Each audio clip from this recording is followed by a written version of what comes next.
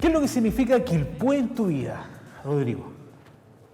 Más allá del lugar donde naciste, ¿no? Claro. Donde viviste mucho tiempo. O sea, aparte de ser donde nací, donde me criaron, o me malcrié, es también un poco el origen del por qué escribo.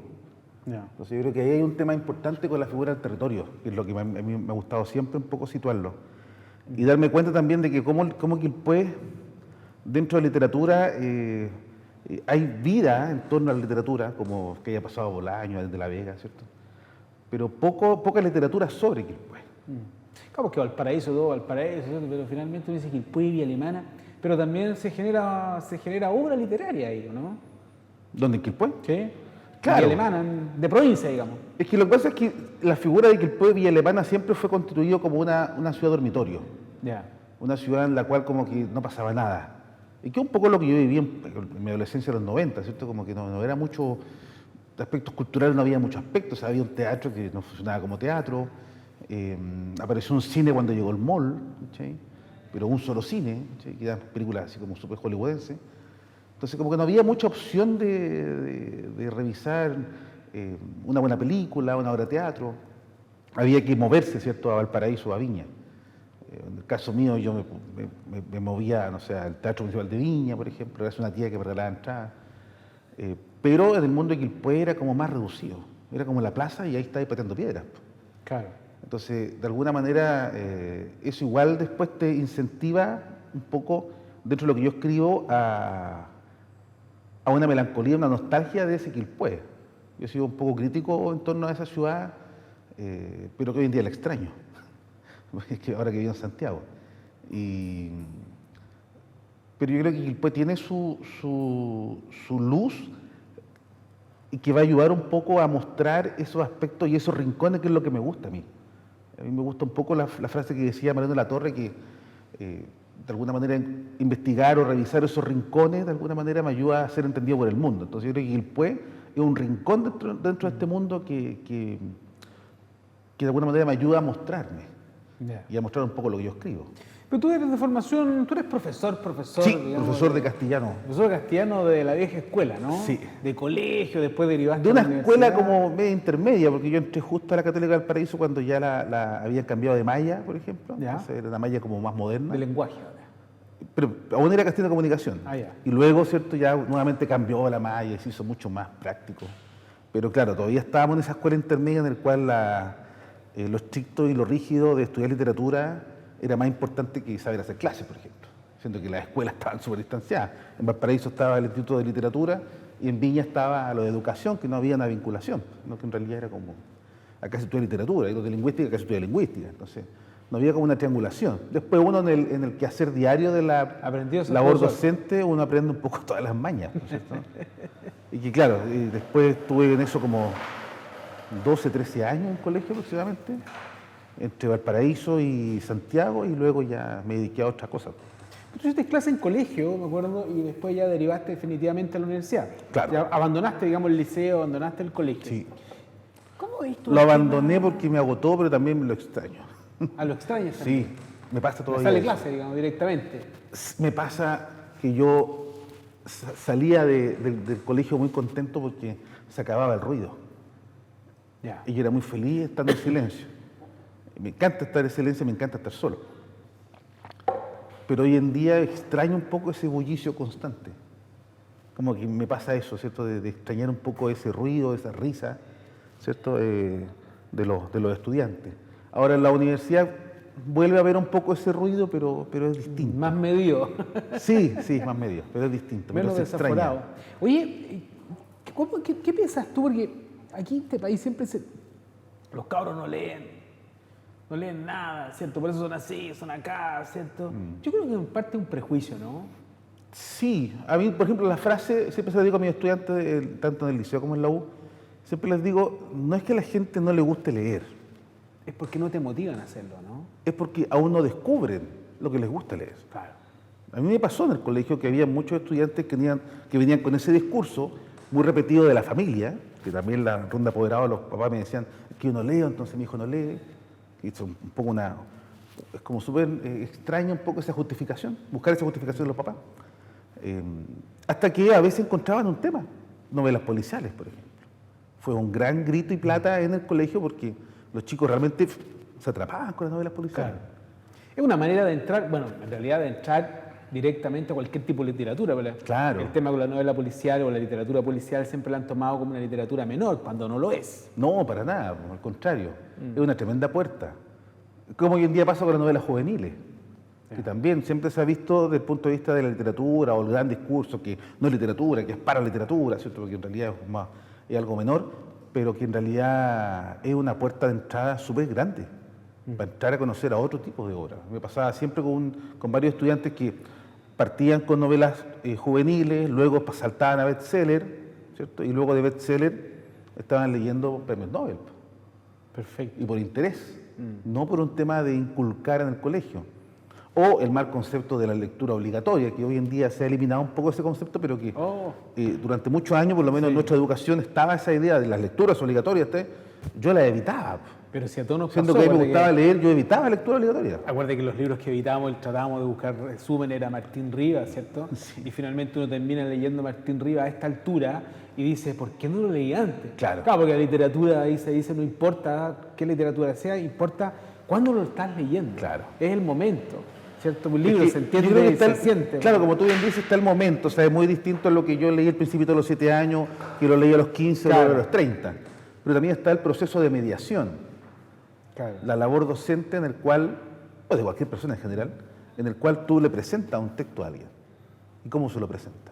Claro. Yo creo que ahí hay una forma importante, una estrategia importante que hay que fomentar en todas las personas, no solamente en remarcar en la labor del profesor, porque esa cuestión es como la clásica, así como, no, es que la educación está mal, porque los profesores son malos. Oye, si la cuestión parte de la familia, sí, pues, no, independiente de cómo sea la construcción familiar, con plena libertad. Yo me acuerdo, estaba leyendo el otro día, me sorprendió porque Quimantú, ¿tú sabes cuántos ejemplares imprimió Quimantú en su momento, no? Depende de la edición, hay desde 80.000. No, pero en general, ¿cuántos fueron los libros impresos? Como 5 millones, 11 millones. 11 millones. 11 millones. Entre cada una de sus líneas, ¿no? Claro. El libro chiquitito, 4 millones, así. Claro. Después fueron quemados, estamos hablando de un Fahrenheit. Ahí hay un tema interesante porque, si bien es cierto, claro, ahí hay un inclusive hace poco leí. ¿En Chile leía? O sea, tú tenías los precios de esos libros, los grandes clásicos de la literatura. Claro. Quiroga, ¿cierto? Pushkin, todos estos autores que uno se fascina. Se compraban en el kiosco más barato que una caja, que una cajetilla de cigarros. Claro, lo que pasa es que también estaba como las colecciones fomentadas según el interés. La colección mini libros, por ejemplo, tú vas a entender un poco esta idea, es muy asociada a la literatura pulp. Claro. No solamente en el formato y en lo económico de la edición, sino que también en los temas. Claro. Y luego la colección Cordillera, esa era ahí entraban las grandes obras. Claro. De hecho, el número 1 Nicomedio Guzmán con La Sangre y la Esperanza. Exactamente. Ahí está Manuel Rojas. Es un poquito más grande, ¿cierto? Claro, exactamente. Bella colección esa. Entonces, claro, el mini libro era como muy asociado a lo que se podía conocer en los 50 y 60, yo lo veo desde España, por ejemplo, con la editorial Bruguera. Claro, pero fíjate, a pesar de todo eso, ser esos libros tipo pulp, ¿cierto? Chiquititos, ¿cierto? De lectura rápida, qué sé yo, pero ahí teníamos Pushkin, teníamos Horacio Quiroga, teníamos grandes obras. Claro, pero eso se vincula un poco a eso. Ya. Como el formato, lo económico, y en el cual habían textos, por ejemplo, antologías de narración de ciencia ficción, antologías de cuentos policiales, pero entre medio, como tú bien dices, grandes autores. Entonces es un buen ejercicio, porque la gente se acostumbra y se vincula a una literatura que está alrededor. O sea, el hecho de que se vendieran en los kioscos, el hecho de que apareciera esta idea del camión, ¿cierto?, que iba de pequeños sectores, ¿cierto?, entregando estos libros, vendiéndolos, va de la mano un poco a crear esa necesidad. Porque a lo mejor la necesidad siempre estuvo, pero no estaba quizás la posibilidad de encontrarla. O quizás no había esa necesidad hasta que tú ves el objeto. Claro, te entiendo. ¿Sí? Y gracias también a esa editorial, muchas familias construyen su primera biblioteca, que también es un tema importante, el concepto de biblioteca en las familias. ¿Sí? Hoy en día las bibliotecas, bueno, no sé si tan importantes serán para todo el mundo, para mi caso. No, para nuestro caso es una maravilla. Es parte fundamental de la casa, ¿no? Y uno hereda también cosas de los papás, ¿cachai? O de los abuelos. Tengo ediciones de mi abuelo, una edición de mis tías, ¿cachai? Entonces, claro, y lo más seguro es que eso después lo herede uno de mis hijos, ojalá, no lo van a vender al kilo, ¿cierto? Pero puede pasar O como también. papel de envolver, craft. Claro, pero pasa, o sea, ¿cuántas veces nosotros hemos comprado libros a precio huevo porque están botados, porque familias que se deshacen de las bibliotecas completas? Sí, Y bibliotecas maravillosas. Po. sí. No, yo he encontrado algunas cosas ahí en la calle, digamos, baratísimas, 1.000 pesos, 2.000 pesos. Otra vez compré el de Bustamante, ¿cierto? La explicación de todos mis tropiezos, una qué tremenda novela. 1.000 pesos. Claro. Botar en la calle, yo dije, ya lo tengo ese libro, pero lo voy a tenerlo. Es otra edición, no la tenía, me la Sí, po. compré. Es que ahí un poco empieza esa fascinación, no solamente por la literatura, sino que por el objeto. El objeto. Y de ahí pasa ya la colección, que ese es un tremendo problema existencial y económico para uno. O sea, Sí, no. cuando empecé a obsesionarte con las ediciones. Entonces quiero la primera, quiero la firmada, Claro. quiero esta edición, no sé, argentina, quiero la tercera edición que apareció en la página 40 una letra cambiada. Cosas como súper detallistas. Claro, que cuando uno lo- cuando el libro adquiere un valor como objeto físico también, Claro. más allá de su contenido, ¿no? Es interesante. Oye, pero quiero pasar a una cuestión bien interesante que pasa contigo, que a mí me parece curioso en realidad. Yo creo que para la academia es curioso, ¿no? Porque tenemos dos líneas. Tenemos la academia que se dedica a estudiar textos, ¿cierto? A, qué sé yo, a investigar, a teorizar sobre autores, ¿no? Y por otro tenemos el lado de la creación. Claro. Y muchas veces estos dos mundos chocan, ¿no? Sí. El mundo creativo, el mundo de los escritores que hacen obra, dicen, si nosotros no publicáramos, no hiciéramos lo que hacemos, la academia no tiene que No hacer. existiría. ¿Cachai? Y la academia dice, chuta, si nosotros ¿Quién no valida existiéramos, esa ¿quién obra? valida esta obra? Entonces, Claro. hay una pugna constante. Pero tu caso es particular porque tú coqueteas para los dos lados. Sí, bueno, no soy el único, siempre ha habido. No, o sea, tu caso siempre ha ahora. existido o sea, ese coqueteo sí, en todo. De hecho, siempre se dice, Claro. pero más por el lado como de la academia que son escritores frustrados. Más por ese lado existe Claro. como ese prejuicio, ¿cierto? Digamos que el escritor o el creador que quiera ser teórico es raro encontrarlo, ¿cierto? Pero, o sea, puede teorizar sobre su obra, ¿no? Pero no desde el punto, no desde la academia propiamente tal. Entonces me gustaría, ¿cómo jugar con jugando estos dos partidos? Po? Yo en realidad milito más por el lado del escritor. O sea, Ya. Esa es como un poco mi militancia. Pero tú tenías un magíster, te has sacado un doctorado, entonces... Sí, lo asumo. Sí, Sí. hay un Ahora, tema no, también. no. O sea, claro, o sea, yo entré a literatura básicamente porque quería ser escritor. Ya. Y con el transcurso, ¿cierto?, de mi formación, me encantó hacer clases, me encantó investigar, pero el escribir siempre está presente. O sea, de hecho, trato de hacerlo habitualmente. Esa es como un poco mi obsesión. Y el mundo académico, claro, o sea, hay un tema también de aprovechar esa instancia de investigación como para poder también tener un trabajo estable, al cual yo agradezco a las dos universidades en las cuales me desempeño. Acá tenemos porque hay varias cosas aquí en particular. Aquí tenemos Quilpué. Estábamos hablando sobre Quilpué, Sí. ¿no? Al comienzo de qué es lo que significaba el lugar. Pero tú libro de poesía, ¿no? Sí, 10 años de escritura, ese Quilpué tiene 10 años. O sea, me refiero a un compendio de 10 años un poco que se escribe desde Quilpué y sobre Quilpué. Ya. Entonces el título, cuando busqué un título para poder juntar esta obra, que en realidad era un cacho que como que ya estaba un poco obsesionándome, que no la publicaba nunca, me acordé siempre de un graffiti que cuando yo caminaba de mi casa al colegio, al Liceo Comercial de Quilpué, había un graffiti por ahí por el Paradero 28, si mal no recuerdo, que decía Quilpué, con K y doble L, y que siempre me llamó la atención, siempre me gustó. Y de ahí un poco saqué la idea para poder titular el texto, que básicamente es escrito en Quilpué, y lo último que se escribió es mirando a Quilpué, desde Santiago, desde otro lugar.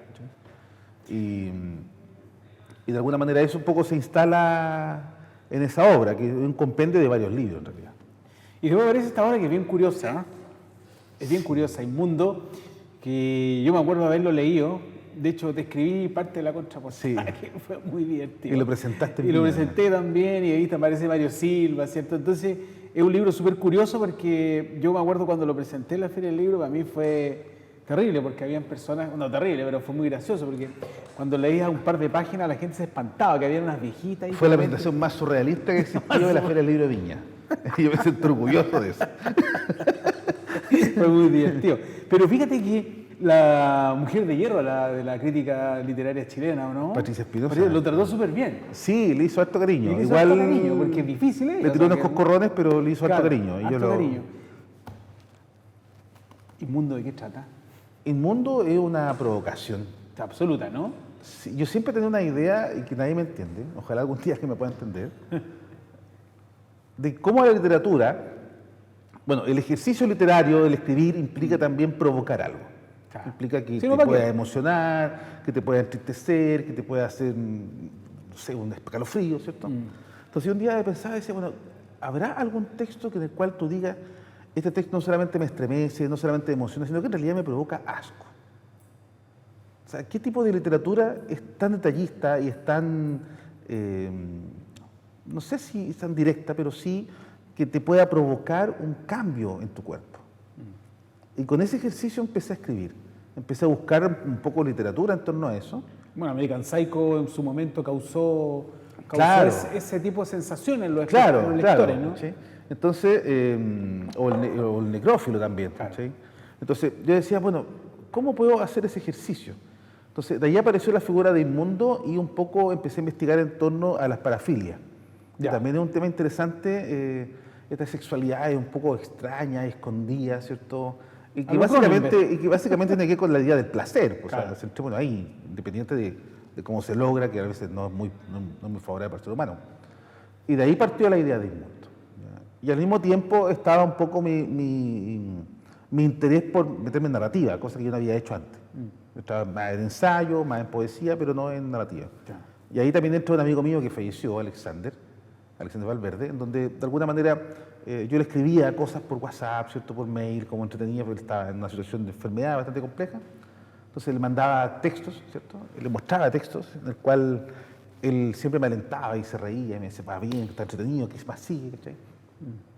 Y eso de alguna manera ayudó a que yo después me aprendiera no sé, quizá un modelo o quizás establecerme un orden mental en mi cabeza para poder escribir narrativa. Pero ahora viene un libro de boxeo, ¿no? Crónicas de boxeo. Eso también, yo creo que también ahí va un poco mezclado con esas obsesiones que hablábamos recién de los libros. A mí me pasa muchas veces que con mi biblioteca se fue construyendo a base de obsesiones. O sea, no sé, me obsesioné un tiempo con las portadas de Zigzag. Me compraba puro libro antiguo de Zigzag. Después con la de Nacimiento. Después me obsesioné con Los Marginales. Durante 10 años busqué todo lo que encontré de Los Marginales. Hasta que me armé las colecciones completas de Cornejo, de Renato. Y después me metí en el box. Empecé a buscar cosas de box. Mucha literatura chilena de box, después de América Latina, europea. Y eso de alguna manera después hizo que yo comenzara a escribir un ensayo, que todavía no lo termino, no sé si algún día lo terminaré, que hasta ahora lleva un nombre que me encanta, pero básicamente el nombre me gusta, no sé si el texto me gustará, que es Coqueteando con el Desastre, que es una canción, un verso de una canción que canta Chet Baker, un tremendo jazzista. Y de ahí un poco sale la idea que me piden un libro sobre box, me lo pide Gustavo Bernal, el escritor y editor, y yo le dije, bueno, pero Coqueteando con el Desastre no está listo, o sea, tampoco he pensado en terminarlo. Y ahí de alguna manera le dije, bueno, voy a buscar la instancia para crear algo de boxeo, que es lo que siempre yo he querido hacer, pero como que no había una obligación, no había como una meta, ¿sí? O sea, aquí está la posibilidad de ser publicado. Entonces, claro, hace muchos años atrás había hablado también con Luis Achín, un tremendo profesor mío de Los Sach, del Magíster, y muy amigo también personal, en donde me decía que sería interesante hacer la enciclopedia de los púgiles chilenos. O sea, como un listado, una especie como de diccionario de los boxeadores. Cosa que también es una idea que me estuvo dando vuelta durante hartos meses. De hecho, pocos saben que tuvimos un campeón mundial que duró 20 días. Claro, por ejemplo, ¿cachai? Don Benedicto Villablanca. Villablanca. Entonces, de ahí entonces surgió un poco la idea de, bueno, ya, voy a crear entonces relatos sobre boxeadores. Ya, pero ¿cómo lo puedo hacer de manera más entretenida? A un periodista. Entonces, como que de a poco empecé a ir armando este puzzle. A lo Mr. Wifa. Claro, o sea, un periodista de los bajos fondos que a mí me encanta, ¿cierto? Bohemio, bastante galán muchas veces, ¿cierto? Con las mujeres veloces de ciertos sectores. Y de alguna manera construyendo un poco este personaje, que es Renzo Di Mauro, y que ese Renzo comienza a escribir crónicas para una revista que se llama Puños y Pelotas. Y esas crónicas se llama Crujido de Mandíbulas. Entonces, desde ahí un poco está la idea de compilar estas crónicas que fueron construyendo. Son apócrifas en realidad. Claro. Que básicamente es un personaje, ¿cierto? Claro. El juego está en que es un personaje que alguien compila sus crónicas que publicó durante 20 años, Perfecto. que fue escribiendo durante 20 años en esa revista. Y aparece Crujido de Mandíbula. Y ahí hace un poco un mapeo de ciertos boxeadores y ciertas peleas icónicas también del mundo boxeril chileno que están bastante perdidas y olvidadas, ¿no es cierto? Como el título mundial de Benedicto Villalanca, Sí. ¿cierto? Que dura 20 días, el stop pare-pare, Stop, ¿cierto? pare-pare. La pelea O la pisada de Ulloa, la pisada de Estanislao Loaiza de Nueva York, Loaiza. o la relación de Estanislao Loaiza con Al Capone. Sí, po. ¿Cachai? Son como cosas súper interesantes que yo decía, bueno, ¿y esto dónde está? Y cómo de alguna manera puede ir mostrándose. Entonces, ahí fui jugando con el texto. Entonces, Ese libro sale publicado luego. claro, sale luego publicado Punto aparte, por ¿no? Narrativa Punto Aparte, Narrativa Punto ¿cierto? Aparte. Con Marcela, y se llama Crujido de Mandíbulas. Perfecto. Oye, y entrando ya a un tema, ya entrando a un texto teórico, aquí ya entramos, mira, pasar por todas las etapas, ¿no?